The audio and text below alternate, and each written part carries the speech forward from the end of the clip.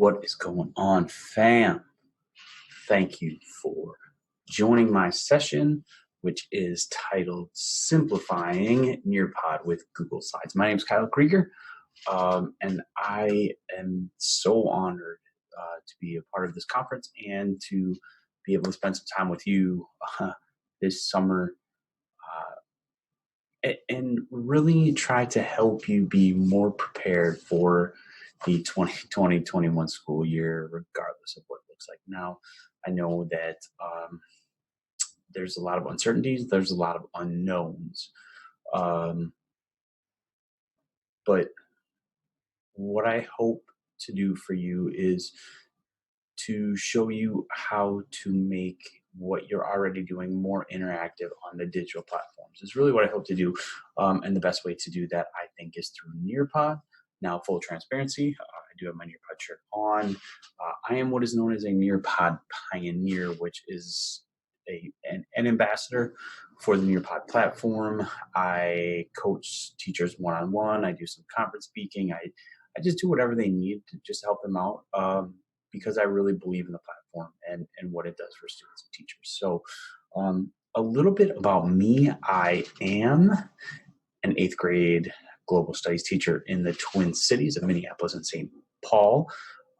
If you are unfamiliar with Nearpod, you want to learn more about Nearpod, I highly recommend, if you don't already have a gold membership, right down in the bottom corner, there is a picture that gives you a code to which you can use to get 3 months of a free gold membership to Nearpod. You go to nearpod.com/redeem and you put NP-Kyle Krieger, that's my name, and you can get a 3-month gold membership. Now, that will give you the opportunity to explore a little more expansive version of Nearpod. It unlocks more lessons for free. It gives you a few more features. Now, if your school does not already have a Nearpod license, at the end of 3 months, you're going to have to pay to keep the gold membership. But I hope that you'll at least give it a try if you haven't yet. Yeah, so that way doing this. Now, I really thought about having a Nearpod session, like a really Nearpod lesson put together for you, but it wouldn't make sense because I can't go along and do it with you. But yeah, so if you're not on Nearpod, please take the time, use that code, and please feel free to share it with any teacher you know that's looking to start on Nearpod, wants to have some time to explore it. Please share that. You can share it with as many people as you want. All right, moving forward. The objective. Teachers will become more equipped to use Nearpod in their classrooms and for distance learning. I think this is super important. I talked a little bit. It is the summer of 2020, and we had the ending of the 2019-2020 school year. It was something that none of us expected, none of us had ever experienced. So during this presentation, I want to show you how and explain to you how I use Nearpod both as a distance learning platform and in my classroom. So yeah, that's the whole goal, to make you more equipped, that you could plug and play more, do more than you could prior to this session. All right, so an attention grabber. This would be the point where I would, hopefully, if we were in a room together, I would ask you to turn to your neighbor and share the answer to this question. How are you using Google Slides, PowerPoint, or Keynote in your classroom? So if you want to, instead of turning to your neighbor, or you could text a neighbor, someone else who's watching this, or some kind of message thread, how are you using it right now? And if you don't have anyone to talk to, just pause the video, write it down in your notes.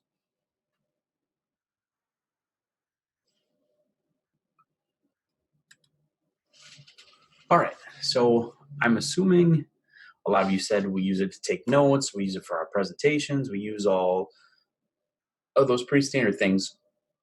And by no means is this session trying to tell you that Google Slides is not a great tool. It is. And here are 5 reasons why it is. It's incredibly simple. It's incredibly simple, incredibly intuitive. One of the best things for me is it saves to the Google Drive, so I always know where my presentations are. And being that it's on the Google Drive, it's super easy to collaborate especially with peers you teach with, or like in Wilkie and I's case, when we're working on presentations, it's super easy for us to collaborate. It is great for delivering content. It is great for giving information to people. And our students are super comfortable with it. At least the students I've taught over the last few years. They're very comfortable with it. They understand how to use it. I would love for them to be a little more interactive. They copy and paste a lot of it, but that's neither here nor there. So those are the reasons why Google Slides is a great tool. But Google Slides has limitations, and the biggest of them being that it doesn't allow for digital interaction with the teacher, the content, or the lesson. And I think digital interaction is a really important thing. Digitally interacting, meaning from a device a student has, they interact with the teacher. So they're responding to the teacher's question. So like the attention grabber, they would be responding to my question digitally. They would be responding to other students digitally, and they're interacting with content, whether that's videos, whether that's drawing, whether that's reading, whether that's PDFs or 3Ds or all these different things that I can show you that Nearpod does. Digital interaction is super, super important. And I'm going to explain to you why I think that is. So we have learned, I have learned a lot, but the question I'm framing right here for you is, what have we learned during the past few months of COVID crisis learning? And I use the term crisis learning because I think that's what it is. A lot of schools call it distance learning, and I don't think that's right. I don't think distance learning is the right term, because distance learning is intentional. It's set up. It has all these parameters, and we weren't prepared. A crisis happened, and we did the best we could for the learning. But it really challenged my assumptions. The biggest assumption that it challenged was my belief that as digital natives, our students should seamlessly transition to digital learning. The reality was our students struggled to engage with digital content, both in the classroom and at home.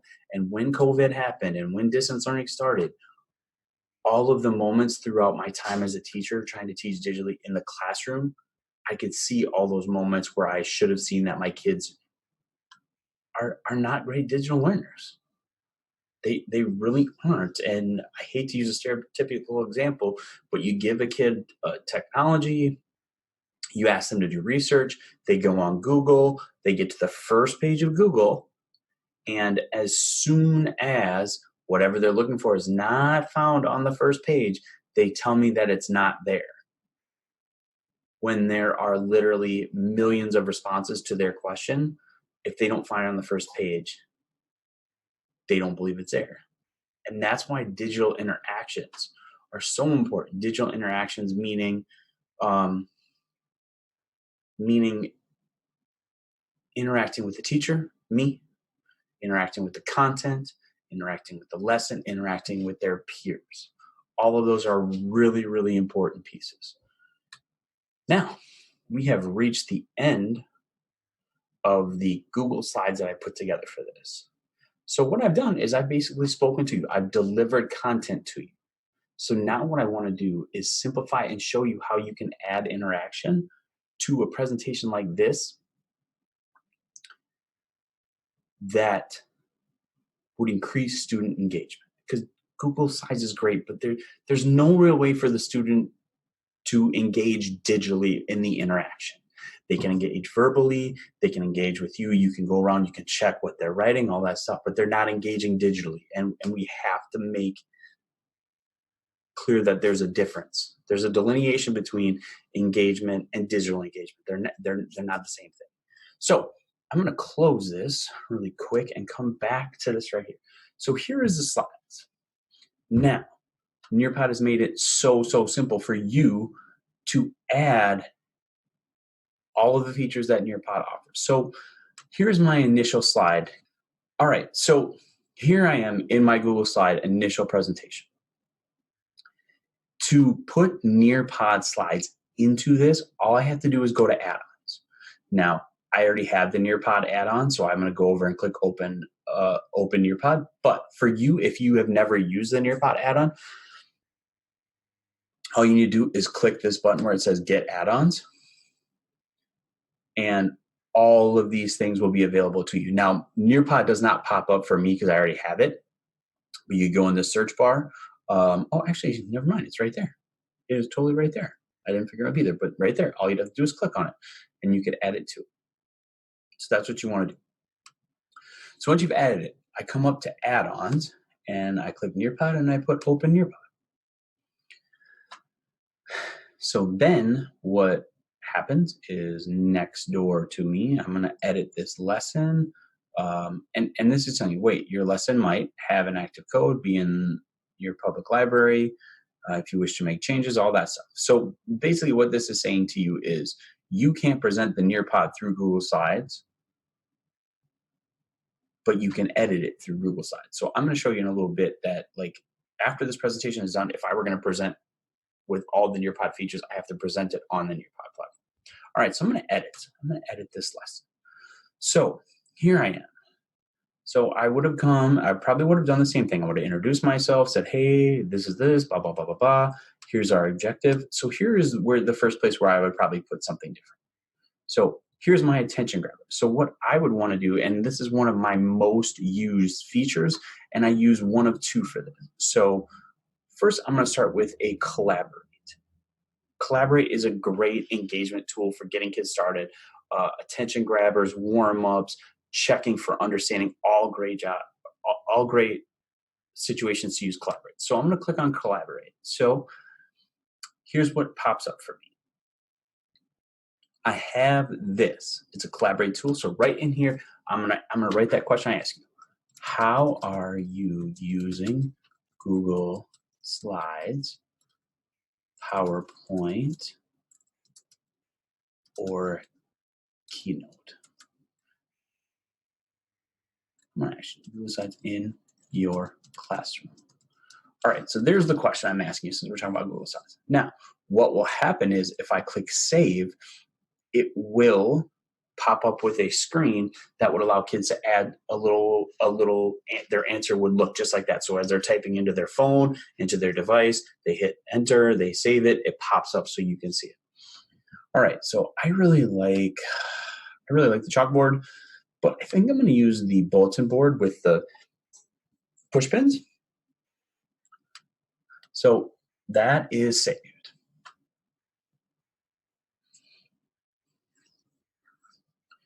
So that's one example of how I would use an attention grabber.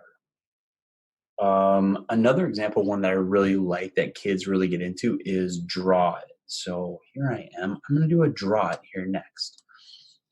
This works really, really great if you're using any kind of tablet, iPad, or the kids are on their phones where they have the touchscreen that they can scroll. So let's just say, all right, so we're going to draw it. We're going to draw it. We're going to draw it. Let's say it's a Monday. We're coming back, and we want to draw it. Just check in on how we're doing. So draw a picture that describes your weekend. So this is totally opens it up. And let's say you want to do 2 minutes for kids to draw. All right, so we're going to put 2 minutes. We're going to add this 2-minute timer. Bam. So starting off the class, all right, kids have opened up the session. Boom, 2 minutes. How was your weekend? Draw a picture for your weekend. Got it. Perfect. And the best part about this is the slide falls right in line with the Google Slides that are already there. So as you're doing this, as you're getting started, I would recommend, especially if you have Google Slides already, take a Google Slide presentation that's already done, one you've already used, use the add-on and just find spots to plug stuff in. This is not reinventing the wheel. I'm trying to simplify this for you so you can add things that make sense. All right, great. So we've got that.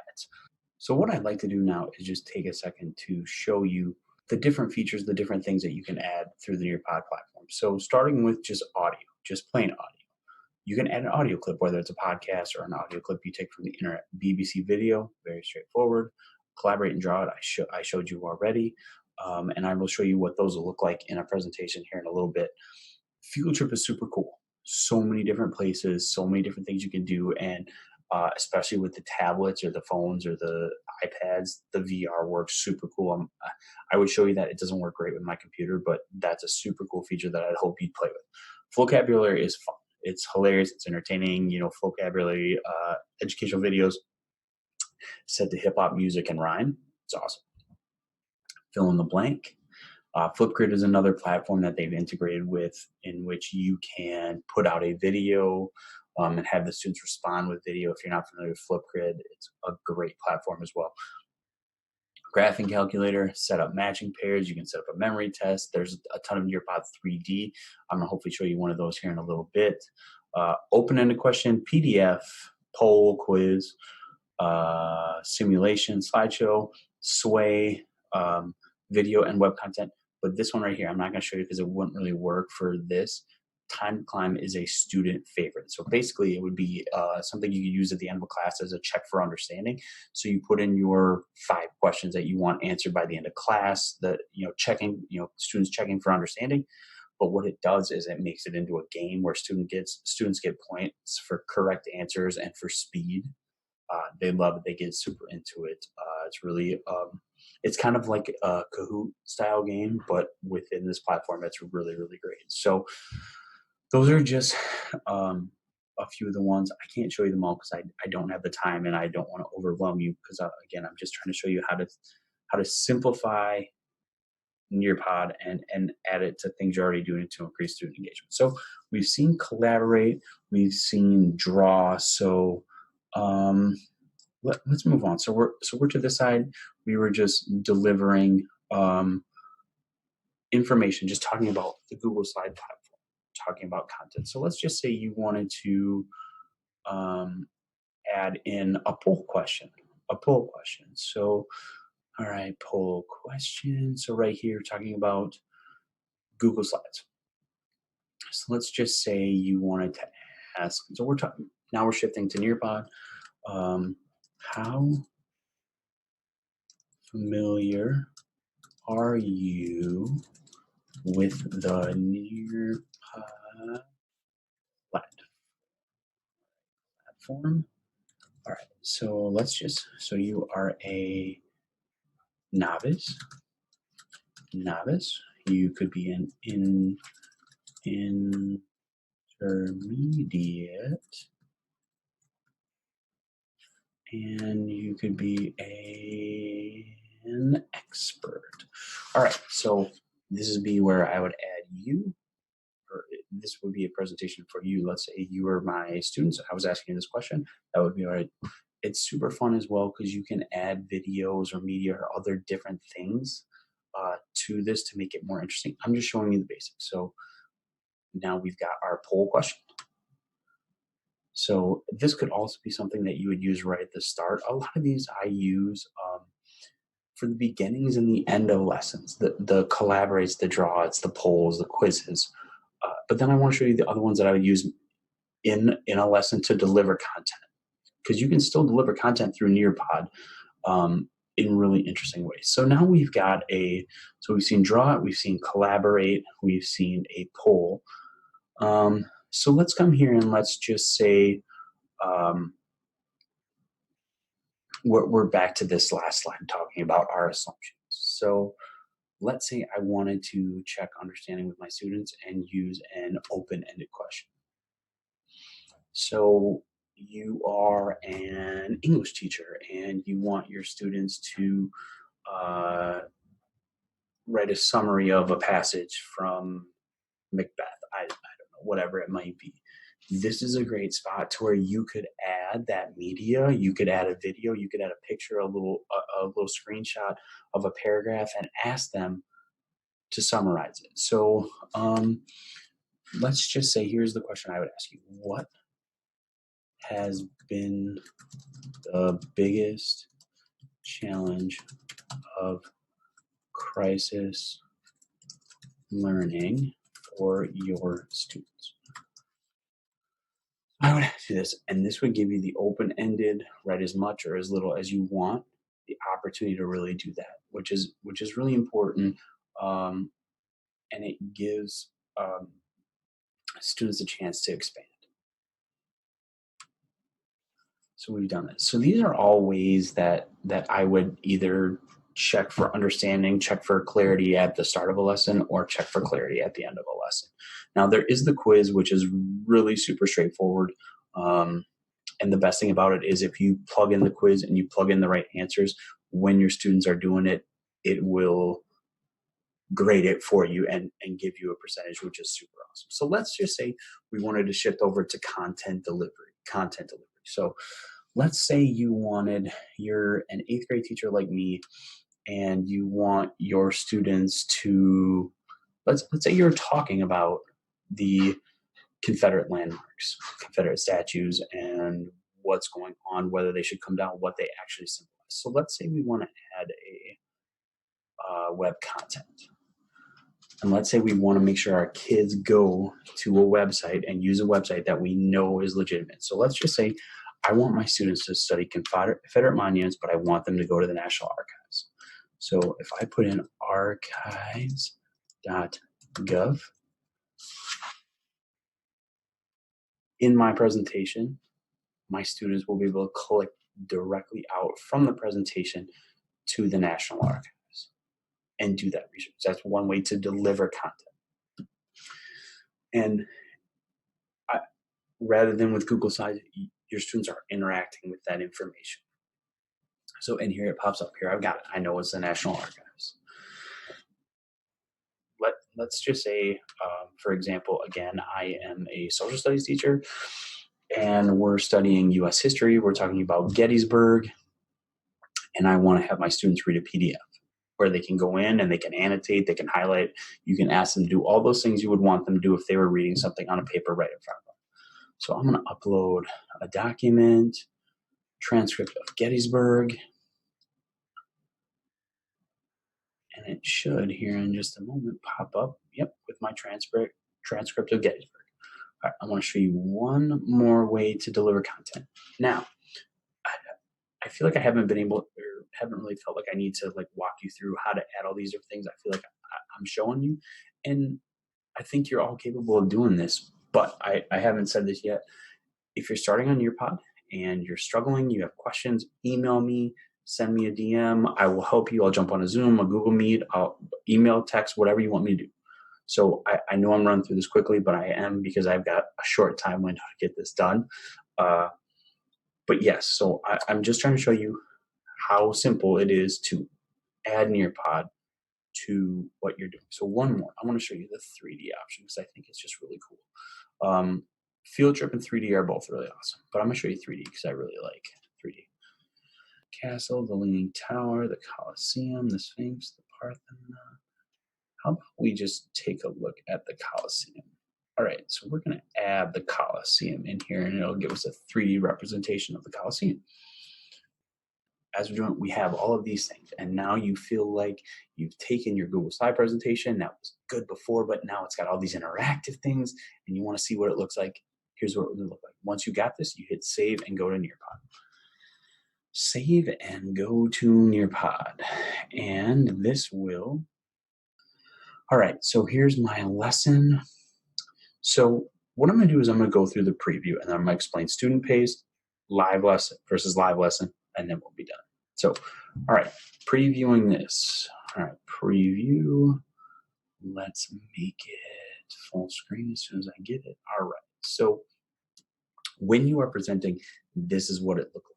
The live lesson is a lesson that you would teach in a classroom or when you had your students all together digitally, and you would control the pace of it. So they can't go forward unless you send them forward.